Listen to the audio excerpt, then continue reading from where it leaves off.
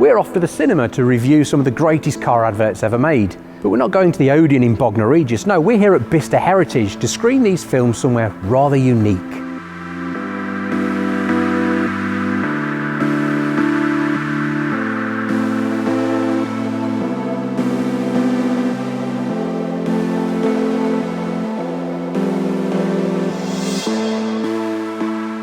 In the late 1960s, Britain's Ministry of Technology commissioned 7 of these mobile cinemas. They were built to tour the country and show films about manufacturing production techniques to factory managers, kind of like a Wikipedia on wheels. This one has a Bedford chassis and engine and a cab from Plaxton's, and they were hugely expensive to build. By 1974 though, they'd fallen into disuse, and this one languished in a field until 2003, when Rob and Nancy rescued and restored it. This one is the sole survivor and now resides here at Bicester Heritage. And so, with the cinema bus hooked up to power and looking fantastic in the winter sunshine, Darryl, Alex and I climb aboard to enjoy a private screening of some of our very favourite car adverts.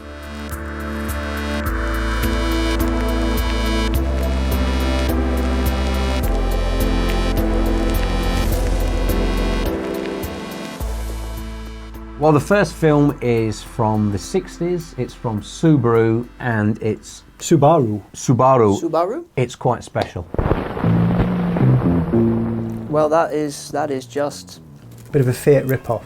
revolting. Is the little Subaru really cheap and ugly? It had 16 horsepower. I'm doing The 0 whole to 60. 16? Yeah, 0 to 60 in 37 seconds. Suicide doors, look. They called it cheap and ugly. Cheap and ugly, what a strapline. Yeah, but it's memorable. Yeah, but it's memorable, but you don't remember it for the right reasons. You go, oh yeah, that car. That's really cheap and ugly. Why the hell did you buy that? I get 66 mpg highway. You can fill it with a brandy glass, you know.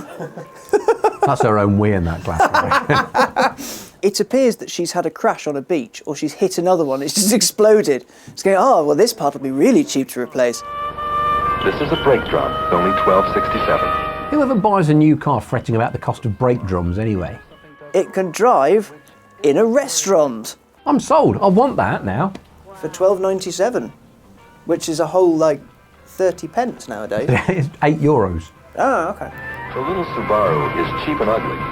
Okay, this is a classic from Citroën featuring the CX, which was Car of the Year in 1975, and Grace Jones. Oh, wow. You've got all of the psychotic ingredients needed for a fantastic little advert. So you have a weird French car and a very weird lady. Yeah. Oh, brilliant. Okay. Desert and giant Grace Jones head that appears to be vomiting a car. What is going on? So you're all laughing, but she actually lives there. Tyre squeal on sand. on sand. Check out the yellow headlamps. Do you remember French cars used to have yellow headlamps? That is cool.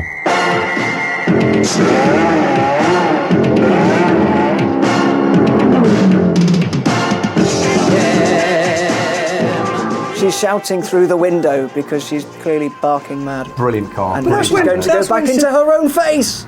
That's when Citroens were interesting though, weren't they? When they're a little bit different, a little bit avant-garde. Oh, she's burped there. A little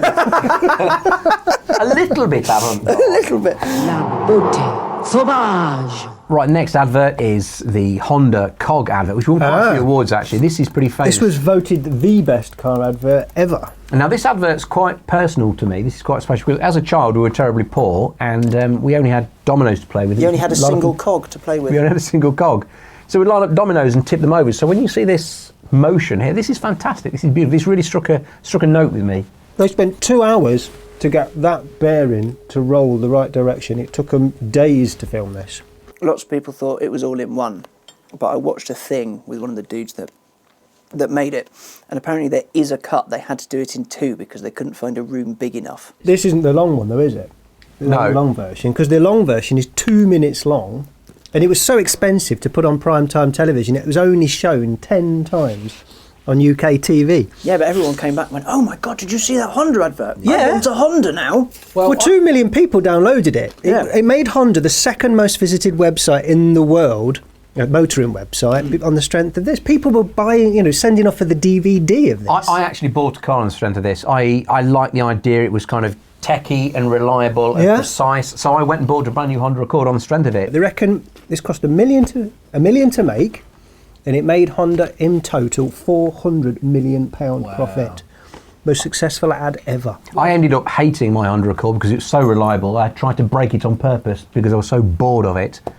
God, it's a boring car. But this also should win bonus points for having the coolest soundtrack ever. Sugar Hill Gang. Rapper's Delight. 1979. Cool advert, boring car. And now a little something from UKIP. Well, this is an advert which is very close to my heart because it was the first car I bought. And Because you hate change and fear people from abroad? Hang on a minute, this was the first car you bought as well, I believe. Hands up if you've owned a Metro. Some of you may have noticed that for the past few years, Britain has been invaded by the Italians, the Germans, the Japanese, and the French. If Donald Trump made a car ad, this would be it. Look at these filthy French hatchbacks turning up on our beaches, taking our jobs. Now we have the means to fight back. The new Austin Metro. The new Metro is so aerodynamic that at a steady 50 miles per hour, the Metro HLE gets 62 miles per gallon. If that was our army, we'd be knackered. We wouldn't get there. There's a puddle. They stop for a puddle. It's conked out. It's got the points wet. Oh my word. The new Austin Metro. A British car to beat the world. But you would never dare do that because the brakes wouldn't work. You'd have rear-ended them all and they'd have all gone off. And the cliff would have subsided. Excellent advert. I think there needs to be more mild xenophobia and racism in car adverts. So this is my ultimate favourite. This is the Audi R8 advert, and it is just... You can't make noise when this is going on because the sound on this is absolutely amazing. You can just crank it up. Rich, seriously now, you've got to listen to this. What flavour have you got, Alex? Tangy cheese. What's up? This is the best bit. I've got chilli.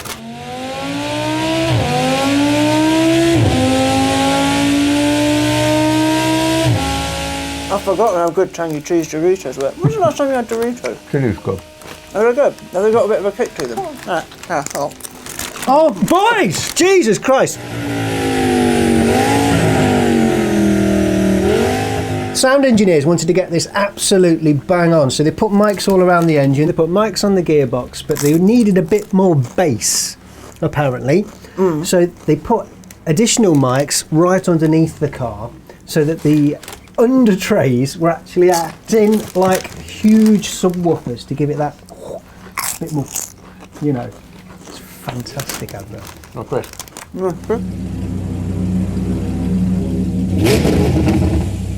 So this is one of my picks. The Mark IV Golf GTI was, I think we are all well aware. We've all had one, and I haven't. You've bought two new. You told me earlier. Yeah, I quite like them, but I'm the only person in the world. They're fast, but they them. have no soul. Anyway, so VW knew that they cocked it up, and so when they came up with the Mark V, a genuinely brilliant car, you own one. Now, this ad, they were like, well, we need to take the classic and reinvent it and make it all jazzy. So they came up with this.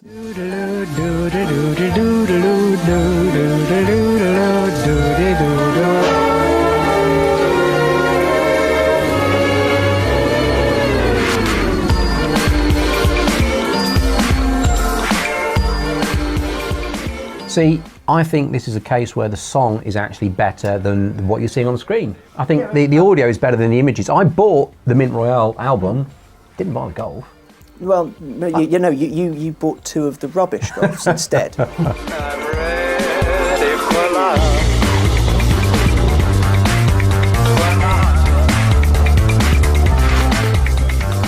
like the ad, really like the car, bought one. Like the ad, like the soundtrack more, bought the soundtrack.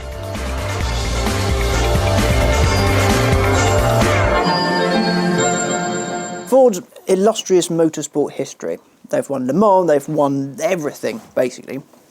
And so, when I think the Mark IV Escort was out, they wanted to do a fast one. They wanted to bring back the RS 2000 and all that. They made this advert to promote it, and I think it's one of the most offensive things ever created, because not only does it take this motorsport history, but it also curls out an enormous heap of shame right on top of it.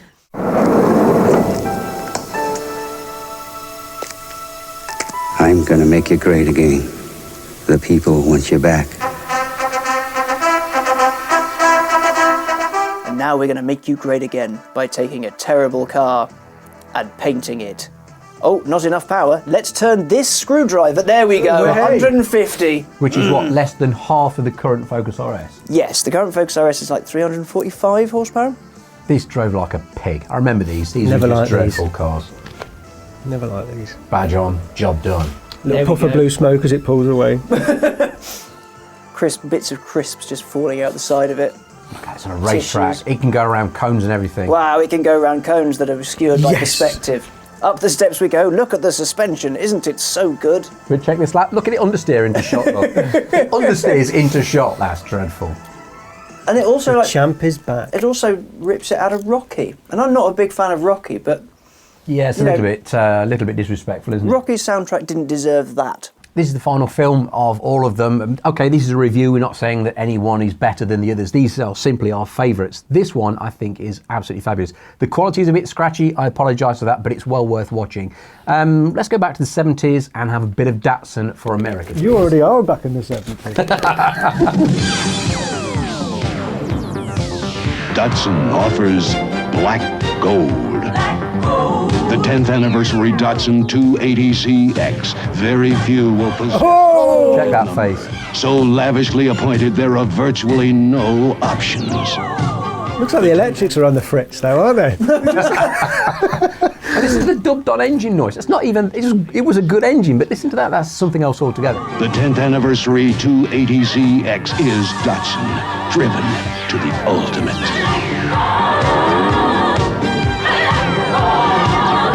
Alex, I think there's more hair on your top lip than there's on your head. It weirdly suits you, doesn't it? You look good in that. You carry that off. So that was some of our favourite ads because we love them and car ads are generally awesome. But what have we missed? What do you think we should look at if we do this again? Let us know in the comments and we'll check them out. Thanks for watching.